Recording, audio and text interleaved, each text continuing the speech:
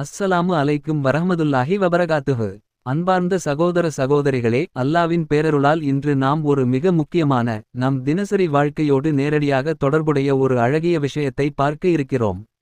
அது என்னவென்றால், உணவு உண்ட பின் நபிகள் நாயகம் ஸல்லல்லாஹு அலைஹி வஸல்லம் அவர்கள் ஓதி வந்த துஆக்கள். மனிதனுக்கு வாழ்க்கையில் பல கவலைகள் இருக்கலாம். வறுமை, உணவுக்கு பஞ்சம், நாளைக்கு என்ன செய்வோம் என்ற பயம், இவை எல்லாம் நம் மனதை அடிக்கடி கலங்க வைக்கும். ஆனால் நபிகள் நாயகம் ஸல்லல்லாஹு அலைஹி வஸல்லம் அவர்கள் நமக்கு கற்றுத் தந்த அமல்களை நாம் வாழ்க்கையில் கடைபிடித்தால், இன்ஷா அல்லாஹ், சாப்பிட முடியாத நிலை, உணவுக்கு பஞ்சம், வறுமை போன்றவை நம் வாழ்வில் நிரந்தரமாக நிலைத்திருக்காது. அல்லாவின் தூதர் ஸல்லல்லாஹு அலைஹி வஸல்லம் அவர்கள் கற்றுத் தரும் ஒவ்வொரு துஆவும், ஒவ்வொரு அமலும் நமக்கு கிடைத்த மிகப்பெரிய ஒரு வரம். ஏனென்றால், அந்த துஆக்களில் இந்த உலகத்திற்கும் மறுமைக்கும் தேவையான அனைத்து நன்மைகளும் அடங்கியிருக்கின்றன. நாம் இன்று பார்க்க இருக்கிற இந்த துஆக்கள், உணவு உண்ட பின் ஓதப்படக்கூடிய துஆக்கள். சாதாரணமாக நாம் சாப்பிட்டு முடித்தவுடன் எழுந்து சென்று விடுகிறோம். ஆனால் அந்த சில நிமிடங்களில், நம் நாவால் அல்லாஹ்வை புகழ்ந்து, அவனுக்கு நன்றி செலுத்தி விட்டால், அது நம் வாழ்க்கையில் எவ்வளவு பெரிய மாற்றத்தை கொண்டு வரும் என்பதை நாம் கற்பனை கூட செய்ய முடியாது. முதலாவதாக, நபிகள் நாயகம் ஸல்லல்லாஹு அலைஹி வஸல்லம் அவர்கள் உணவு உண்ட பின் ஓதி வந்த ஒரு அற்புதமான துஆ. இந்த துஆ முழுவதும் அல்லாவின் மீது நம் சார்பை, நம் தேவையை வெளிப்படுத்துகிறது.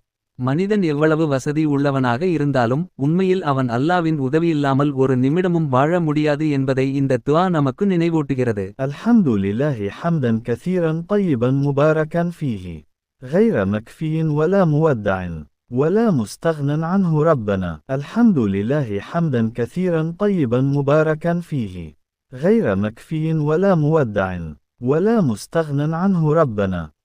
இந்த துஆவின் பொருளை நாம் சிந்தித்து பார்த்தால், அல்லாஹ்வுக்கே எல்லா புகழும், மிக அதிகமான, பரிசுத்தமான, பரக்கத்தான புகழ் அல்லாஹ்வுக்கே உரியது என்று நாம் கூறுகிறோம். யா அல்லாஹ், நீ இல்லாமல் நான் போதுமானவன் அல்ல. நீ என்னை விட்டு விலகக்கூடியவனும் அல்ல. நீயே என் அனைத்து தேவைகளுக்கும் ஆதாரம் என்று இந்த துஆ மூலம் நபிகள் நாயகம் ஸல்லல்லாஹு அலைஹி வஸல்லம் அவர்கள் அல்லாஹ்விடம் வெளிப்படுத்துகிறார்கள். இந்த துஆ புகாரியில் வந்ததாக ஹதீஸ்களில் பதிவு செய்யப்பட்டுள்ளது. இப்படியான வார்த்தைகளை நாம் தினமும் சாப்பிட்ட பின் சொன்னால், நம் மனதில் ஒரு தாழ்மை, ஒரு நன்றியுணர்வு, ஒரு நம்பிக்கை உருவாகும். இரண்டாவதாக, நபிகள் நாயகம் ஸல்லல்லாஹு அலைஹி வஸல்லம் அவர்கள் மிகப் பெரிய ஒரு நற்செய்தியை கூறிய ஒரு துஆ. எவர் ஒருவர் உணவு உண்ட பின் இந்த துஆவை ஓதுகிறாரோ, அவருடைய முந்தைய பாவங்கள் மன்னிக்கப்படும் என்று நபிகள் நாயகம் அவர்கள் கூறியிருக்கிறார்கள். சிந்தித்து பாருங்கள், நாம் தினமும் சாப்பிடுகிறோம். அந்த சாப்பாட்டுக்குப் பின் ஒரு சிறிய துஆ. ஆனால் அதற்கு பதிலாக அல்லாஹ் நம் முந்தைய பாவங்களை மன்னிக்கிறான் என்றால், அது எவ்வளவு பெரிய அருள்.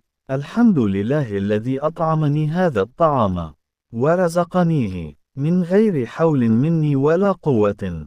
الحمد لله الذي أطعمني هذا الطعام ورزقنيه من غير حول مني ولا قوة. இந்த துஆவில், இந்த உணவை எனக்கு அளித்த அல்லாஹ்வுக்கே எல்லா புகழும், ஏன் எந்த முயற்சியும் இல்லாமல், ஏன் எந்த சக்தியும் இல்லாமல் அவன் இதை எனக்கு வழங்கினான் என்று நாம் அல்லாஹ்விடம் ஒப்புக்கொள்கிறோம். மனிதன் பல நேரங்களில் தன்னுடைய உழைப்பையே பெரிதாக நினைக்கிறான். ஆனால் உண்மையில் அந்த உழைப்புக்கும் சக்தியையும் கொடுத்தவன் அல்லாஹ் தான். இந்த உணர்வோடு நாம் இந்த துஆவை ஓதினால், நம் அகங்காரம் கரையும், நம் ஈமான் அதிகரிக்கும். மூன்றாவதாக, மிக ஆழமான அர்த்தங்களைக் கொண்ட ஒரு துஆ. இந்த துஆ நம் வாழ்க்கையின் ஒவ்வொரு நிமிடத்தையும் அல்லாஹ்வுடன் இணைத்து விடுகிறது. உணவு, நீர், வசதி, வழிகாட்டுதல், உயிர், இவை அனைத்தும் அல்லாவின் அருளே என்பதை இந்த துஆ நமக்கு நினைவூட்டுகிறது. اللهم أطعمت وسقيت وأغنيت وأقنيت وهديت وأحييت فلك الحمد على ما أعطيت. اللهم أطعمت وسقيت وأغنيت وأقنيت وهديت وأحييت فلك الحمد على ما أعطيت.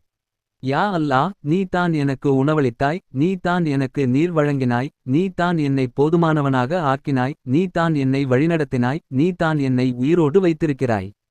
நீ எனக்கு கொடுத்த அனைத்திற்கும் உனக்கே புகழ் என்று இந்த துஆவில் நாம் கூறுகிறோம். இப்படியான வார்த்தைகளை மனதாரச் சொல்வதன் மூலம், நம் உள்ளத்தில் ஒரு திருப்தி, ஒரு அமைதி உருவாகும். அல்லாஹ் தன் அடியான் தன்னை புகழ்வதை மிகவும் விரும்புகிறான். ஹதீஸ்களில் வருகிறது, என் அடியான் என்னை புகழ்ந்து விட்டான் என்றால், அவன் மீது என் ரஹ்மத்தை அதிகப்படுத்துங்கள் என்று அல்லாஹ் மலக்குகளிடம் கூறுகிறான். நான்காவதாக, நம் எல்லோருக்கும் நன்றாக தெரிந்த ஒரு எளிய ஆனால் மிகப் பெரிய நன்மையை கொண்ட துஆ. الحمد لله الذي أطعمنا وسقانا وجعلنا من المسلمين. الحمد لله الذي أطعمنا وسقانا وجعلنا من المسلمين.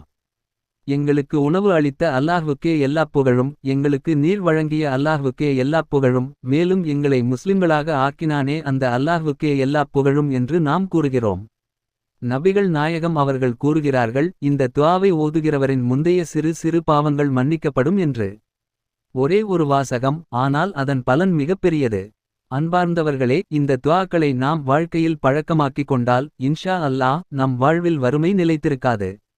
உணவுக்கு பஞ்சம், சாப்பிட முடியாத நிலை போன்ற கவலைகள் நம்மை நிரந்தரமாக தொந்தரவு செய்யாது.